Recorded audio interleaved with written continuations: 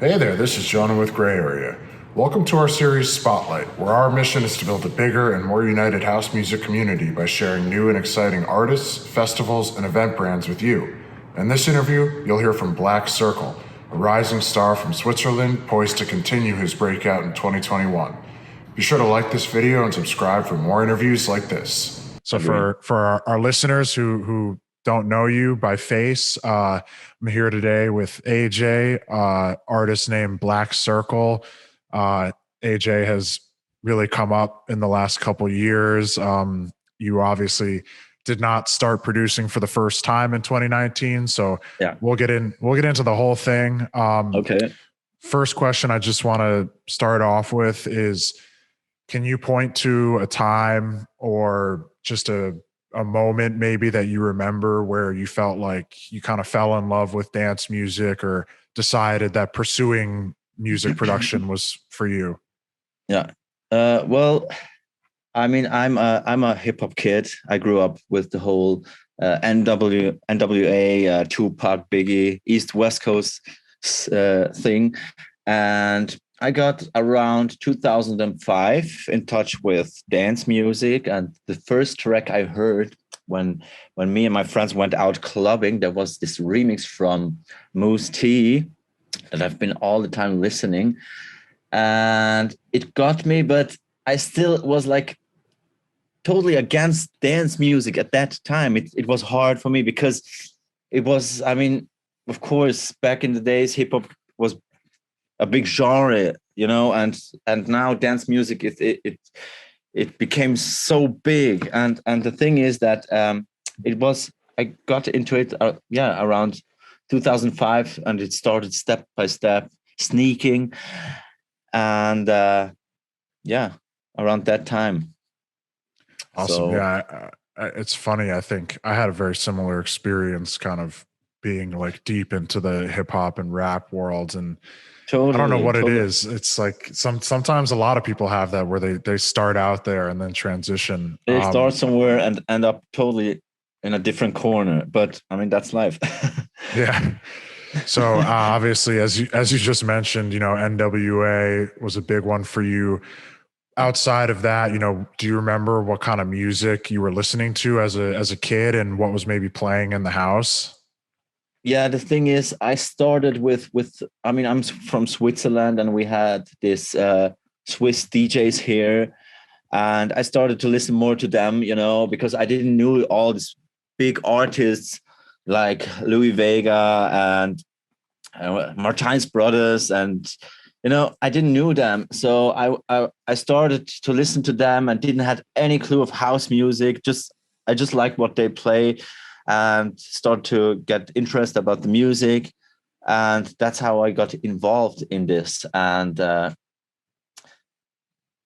be honest, I never followed artists. I always followed the sound. I always wanted to know, because before I started DJing, I started with producing music, and I wanted to know, how can I do a tone? How does the tone get out from a synthesizer? How do I bend the tone and just do my own melody and yeah, just this kind of things. I was not like into artists at that time.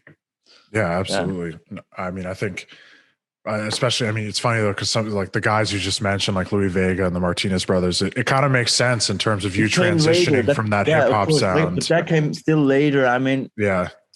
So I was really interested in the music to do by myself, and just to create something that comes 100% from me, And yeah, I mean, I'm doing that since 2008.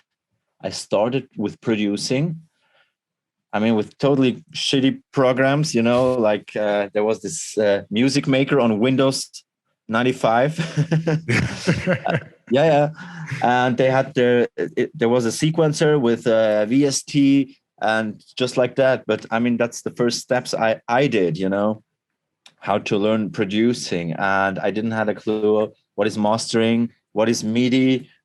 I didn't know anything. So Yeah. I mean, it's a journey, and I think the world of music production is a very deep one, and there's definitely a lot of levels to it. I'm just curious. Obviously, as you mentioned, you started producing first. Do you remember kind of when you were first introduced to the art of DJing, and do you have a memory of like the first time you ever played, whether it was a real show or just like for your friends?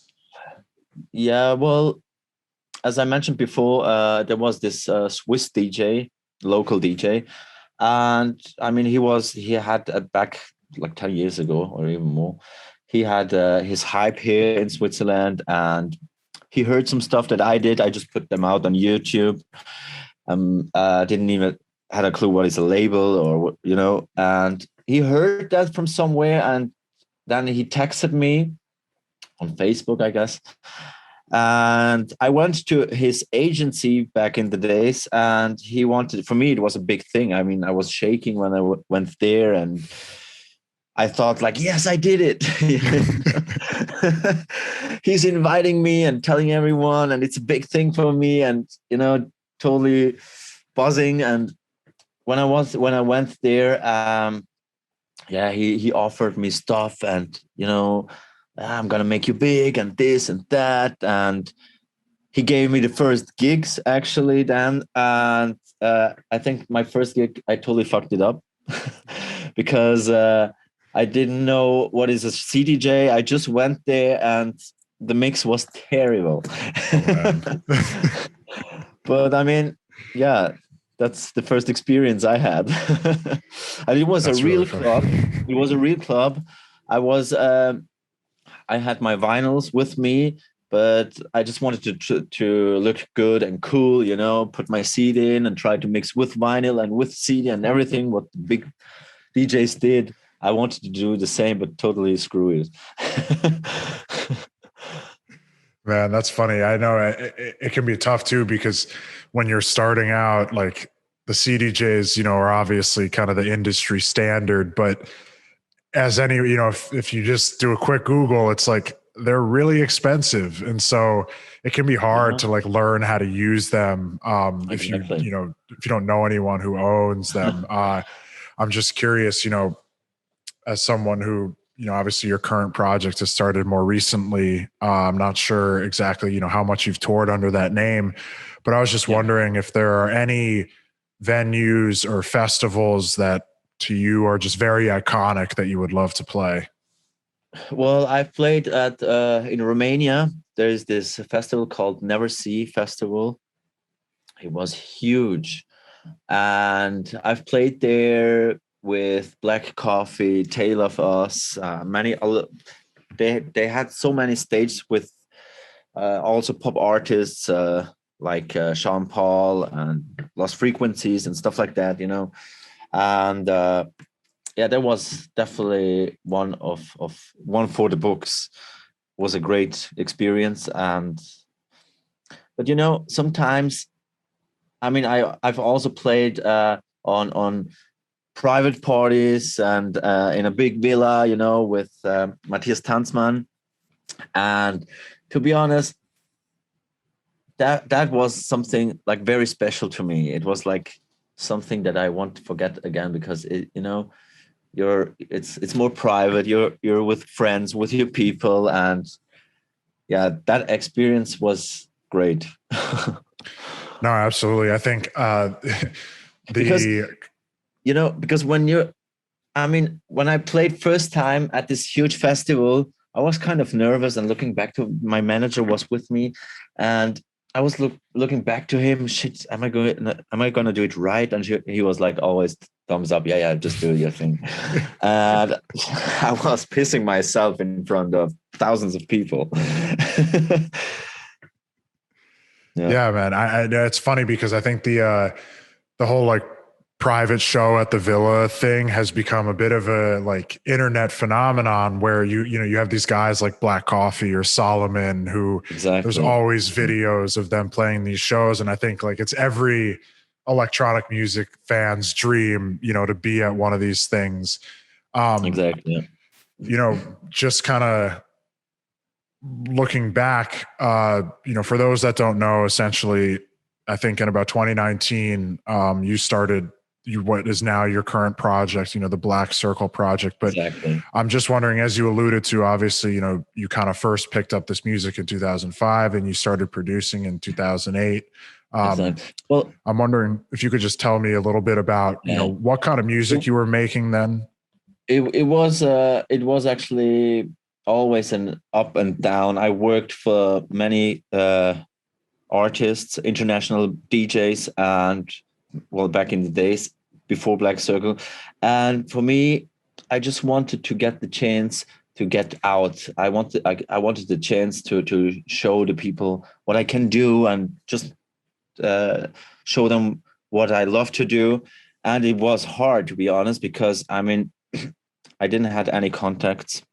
Even if I was working with those people, it was not really that what I wanted, but somehow you have to get into it. And it was for me, it was also life of school, because the whole experience I've did with these people was a good lesson in a positive way, of course. And I was doing a lot of pop music, pop electronic, different kind of music, deep house, house music, and that's how I got involved into this. And until 2019, as I said before, it was an up and down. Once I stopped with music because of many problems I had, and also the motivation. I was not motivated texting the labels, and just to wait for an answer. It was for me, producing. It was like producing for nothing. Well, not for nothing, but in a way, it was for nothing, because if there is nobody that can hear your music, so for me, it was very hard, and it's. I couldn't.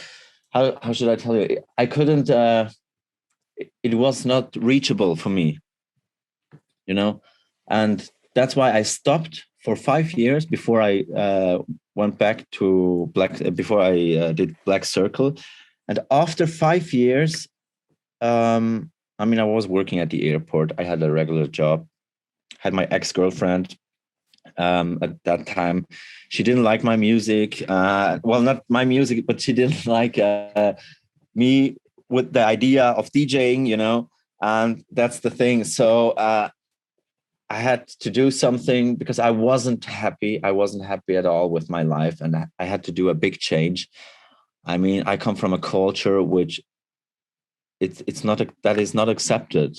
I mean, well, now it's different, but before, I mean, my parents, they wanted me to get a regular job, be a doctor or a lawyer, and yeah, I knew since day one what I wanted to do, but didn't have the support. And after that, when I quit with everything, it came that day when I said like, hey, it's enough. I'm not happy. I want to be happy again. I want to do music again.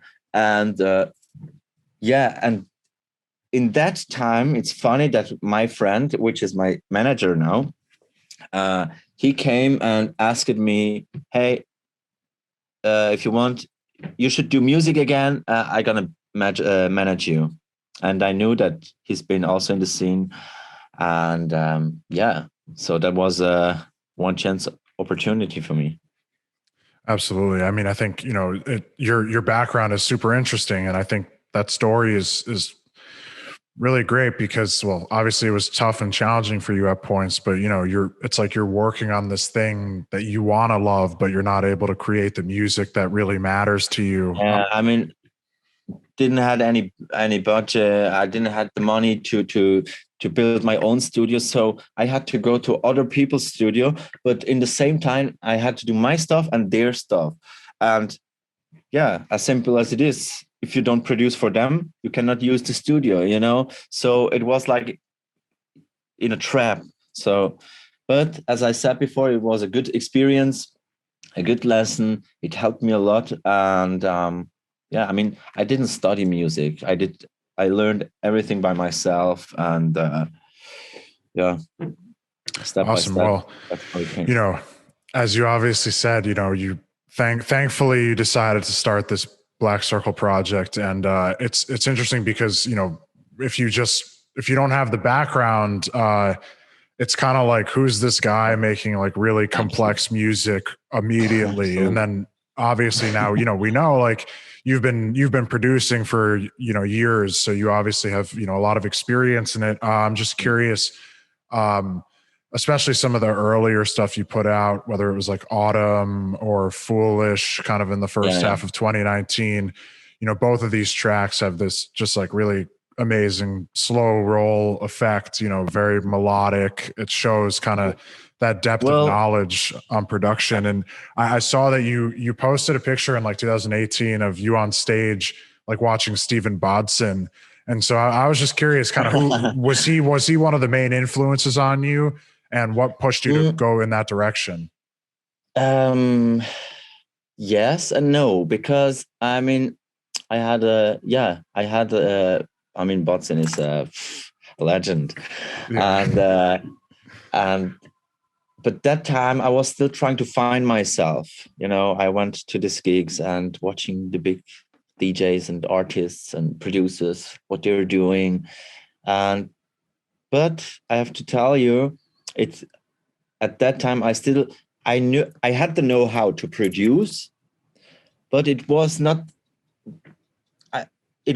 completed. It was like 99%, and even when I did the track Autumn, it was not the quality I wanted, because when you can hear when from Autumn until now, it gets always up, more up, and after Autumn, when I did Foolish, from Foolish on, I think the whole quality and my sound, uh my sound, how do I call it, my sound, the whole sound changed, so even my masterings, my mixings, they got better and better. So yeah, but I didn't have a specific artist that I got influenced by. It's just like I just love the music, and yeah, just wanted to do my own thing, And I'm not really into. I don't follow any genre. It's like, of course, the people know me more for Afro, this kind of Afro house. But as you can hear, I did also many other stuff with Matthias Tanzmann or Youssef. That is not Afro house, so I can produce almost everything. I Yeah. would like to do background sound for movies. That would be interesting. Oh, that would be awesome, man. I mean, it's funny you say that because Just I to give it a think, try. yeah, I mean, I'm pretty sure Dead Mouse has gotten into that recently, and it's like, who else is better to do it than somebody who's already like making electronic music, right? But I think Exactly. what you're saying about that development, it's definitely something that I was hearing, and the response to your music almost immediately was pretty overwhelming. Those tracks you put out in 2019, obviously the first ones, I think your reaction to them is kind of typical of most people I talk to, where when artists look back at the first thing they put out, they're like, oh, like Yeah. I don't even want to think about that. But you finish the year with this like Eli and Fur and Juna Deep remix, the Camel Fat remix. You put a song out with Moon Harbor. What did it mean to you to just kind of have this sign off, so quickly, and And validation? I couldn't even imagine in my dreams to get there. Um, I always talk to my friend, which is all the time with me in the studio, and which is important that I have him here, because he gives me always this motivation, and sometimes he gives me the right direction. Nah, just do it like that. Maybe it's better, And I was talking back to him and told him, bro, imagine to do a track with Nic Fanciulli, for example. And he was always, because he's very, very realistic, and he was like, yeah, it would be cool.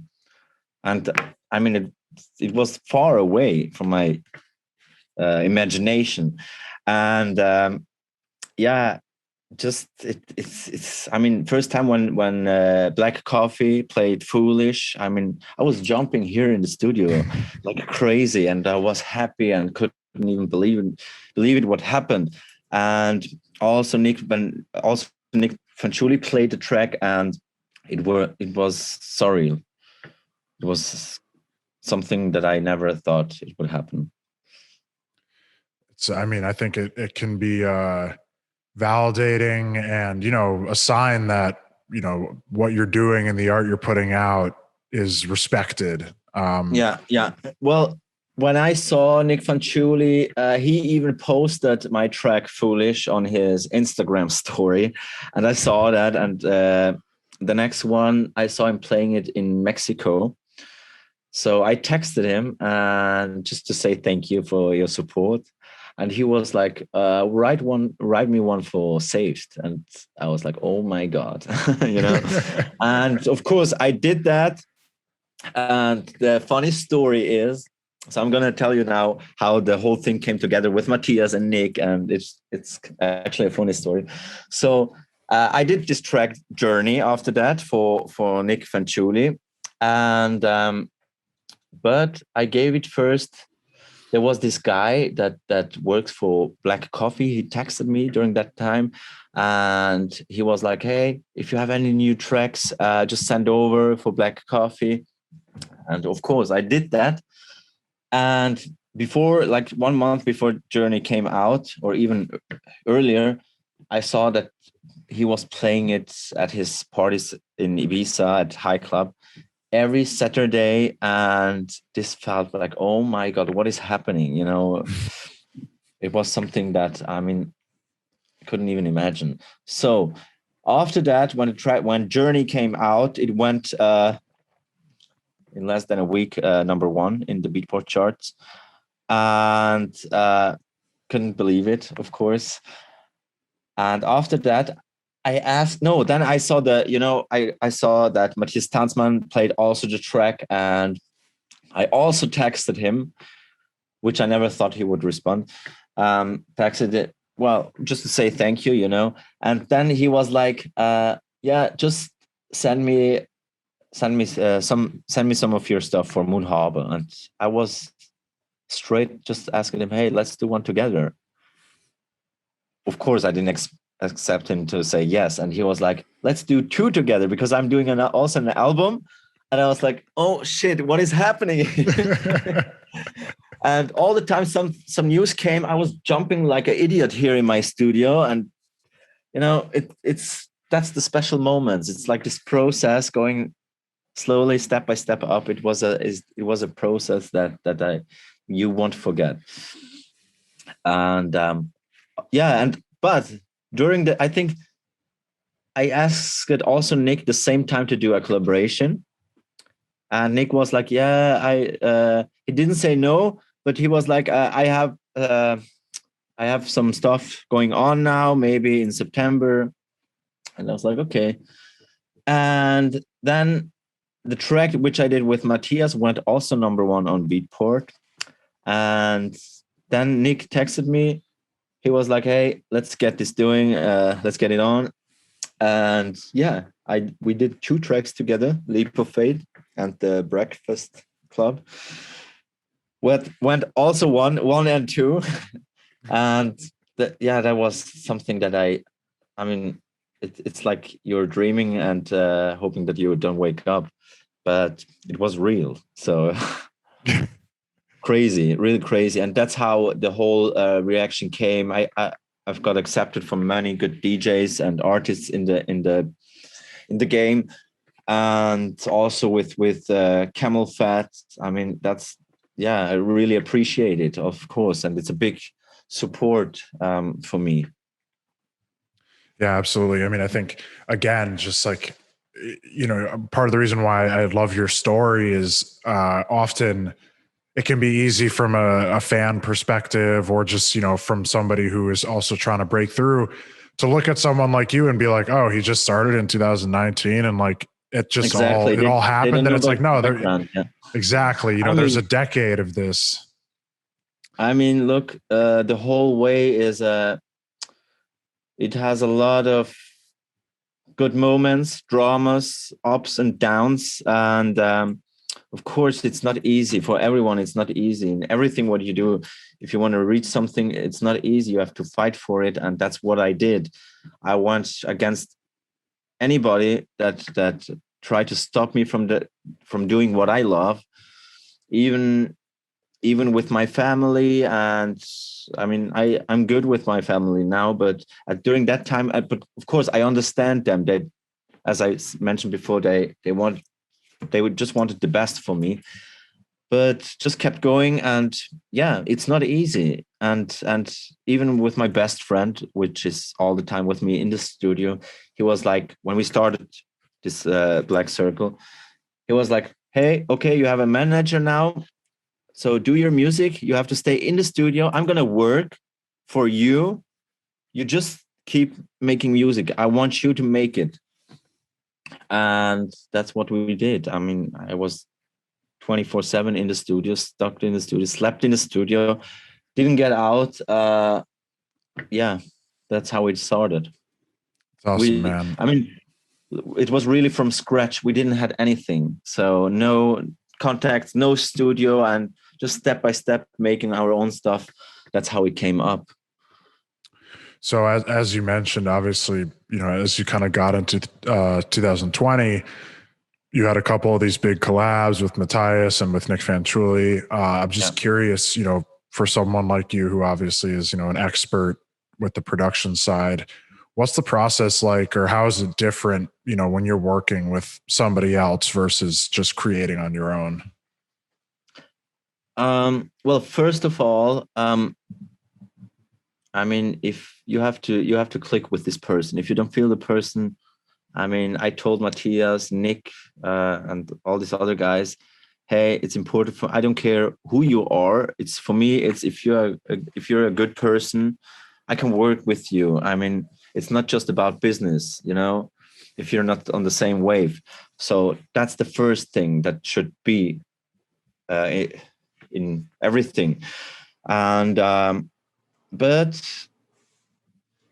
it the same as with Matthias or Nic Fanciulli. It's that's why I love to work with them. It's uncomplicated, and we click together. I make something, send it back to Matthias or Nick or Andrea Oliva, and they send it back. And there was not once when we said, I don't like that.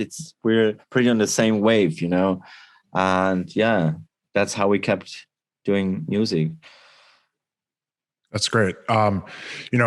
As you got a little further into 2020, one of the ones you mentioned earlier, the Paris EP with Youssef, you put out Runner, What For?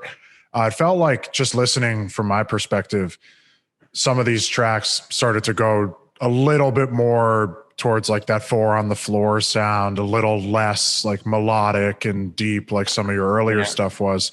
I'm curious, was there something that you were hearing, or, what prompted kind of this change in your sound? Yeah.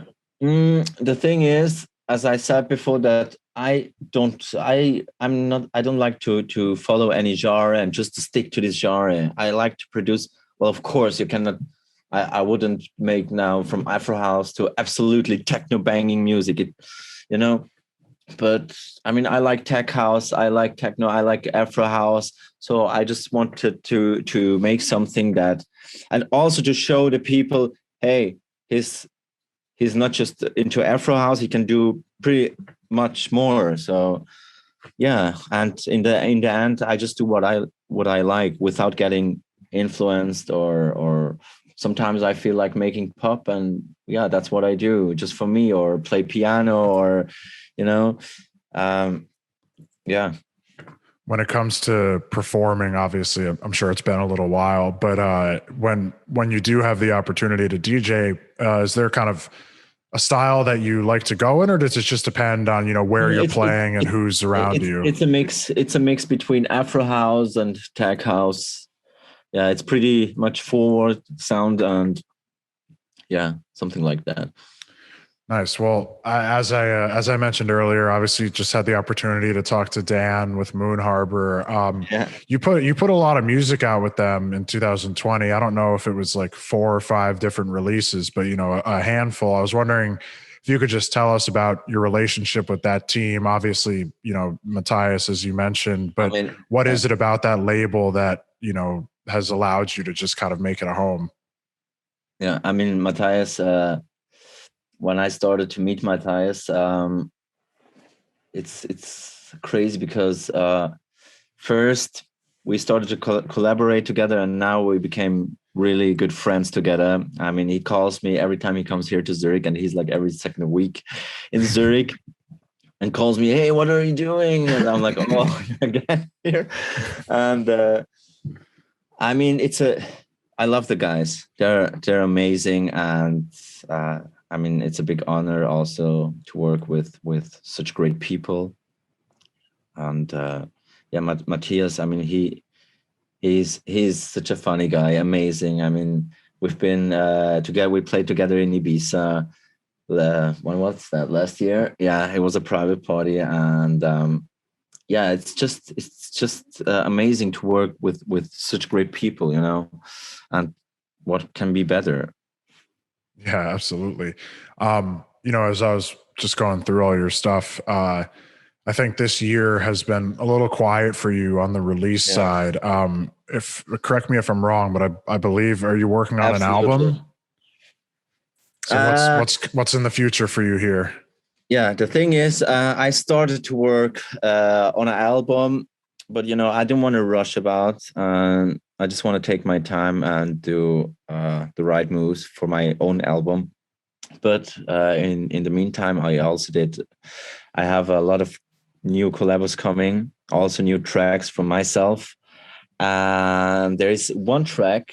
This is something that means a lot to me, and it's very special. I did with Nic Fanciulli. It's a kind of pop song, electronic indie UK dance, and I did that with Nick when we got in lockdown. We were supposed to play in Miami 2020. It feels like 10 years, but it was last year. So long. And in March, we were supposed to play there at Wall Club together.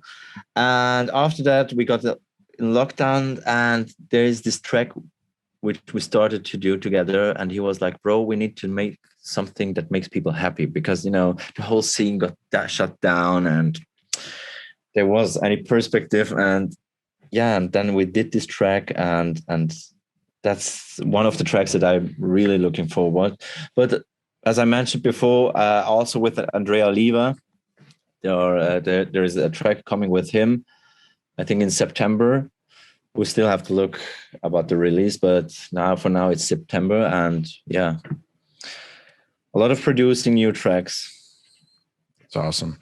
Going forward, obviously, as you mentioned, Matthias and Nic Fanciulli, outside of those two guys, is there anyone that you would just absolutely love to get into the studio with, or, play back to back with?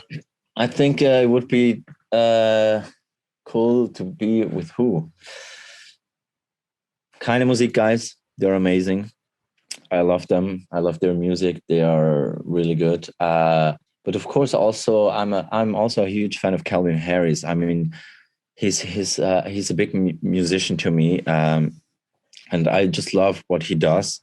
And of course, he's more in the pop culture involved, but still, I mean, I'm still a huge fan of him, and it would be definitely interesting to sit with him in the studio. Definitely. Yeah, man. I'm, it's the same way where, like, I feel like even if you're more into the underground stuff, like every Calvin Harris track still just like is really good. And his, the Lover Generator stuff. You cannot complain about him. He is also Calvin Harris, Paul Woolford. I mean, they're great producers. Diplo. I mean, yeah. So all of them are great. Definitely. And also accepted in the whole business. Yeah, it's really cool to see guys like that, be able to do kind of side projects or go in different directions, and people are into it. I'm curious. Obviously, you put music out with a handful of different labels. All really great ones. One of the things I think in the last few years that I've noticed is a lot of these labels or kind of promoter brands have really been stepping their game up, on the live event side, whether it's like the Elrose of the world or Circle Yeah. Loco. I'm curious, for you, are there any labels or just kind of branded events that you'd love to be a part of? Well, I'm a huge fan of Circle Loco. I just love the whole brand, the whole idea behind that, and that would be something that would trigger me. So, of course, Circle Loco. I really no, we didn't release it yet. The pop track that I did with Nick, we signed that on FFRR on Pete Talk's label, and that was also something that I always wanted. They also do a lot of great music, and well, there are many. That's also a thing that of course, I'm hunting the good labels, but it's like you have to. I have to deliver first. It's like a it's like a stairs, and you get up more up, and the more I deliver, and the more is coming, and that's how it also started. Yeah, man. It's just like a journey, and it feels like, I know, especially with someone like you, like I'm sure this is going to lead to a really great, successful career, because it seems like every time you achieve something, you're like, all right, now I need more. And, when you have that Yeah, you mentality, get it kind of helps. addicted. Oh, it makes sense. You always want to be No, taking but it to the next level. in the end, I think as a artist and producer, you should have just a bright horizon and not just have the tunnel vision. And yeah, and just I like to do cool stuff. Whatever is cool, I'm in, and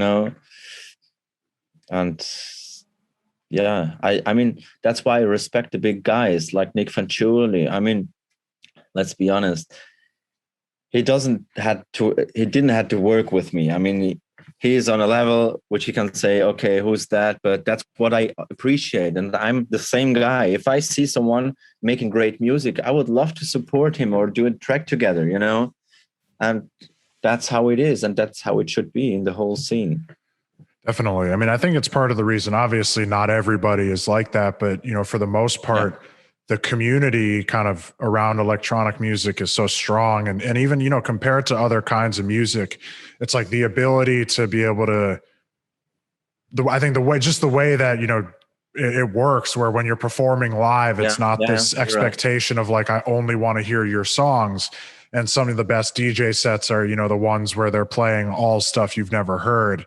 I'm curious, for you, as we're kind of finishing up here, when you look forward on the live side of things, in a perfect world, do you have goals for kind of the live performance, whether it's, a visual aspect or having a live aspect to your set, or, keeping it in terms of just doing DJ sets? Well, of course, DJing, just making music. And I mean, when I was a kid, when I started to make music, I always had this goal to once I want to go to the Grammys. This is something, which I really would like to achieve, but it's a long journey till then. Maybe, who knows, maybe it's gonna happen tomorrow. Maybe it's gonna happen in 5 or 10 years, but it's definitely not gonna happen if you don't try it, So yeah, that would be something. And of course, just make people happy with my music. Definitely. Well, the last question I got for you is just, I just have to ask, do you have any plans to tour in the fall, and are we going to catch you in the States anytime soon? Yeah, I'm planning. I mean, I'm planning now with Analog for December. gonna play at Club Wall with Nic Fanciulli. It's during the Art Basel time. Mm-hmm. So definitely that time. And of course, maybe we have to fix the whole visa thing, but definitely in the States, it's going to be, I'm going to be there. Yeah. Pretty soon. Awesome, man. Well, we really look forward to having you here. And thank you so much for taking the time today. This was really great. Thank you for having me. Appreciate learning more about your career. It's an awesome story, and really looking forward to hearing more of your music. Thank you too. Awesome, man. All right. Well, I'll let you go. Okay. You have a good one. Thanks you. Thanks. Bye-bye.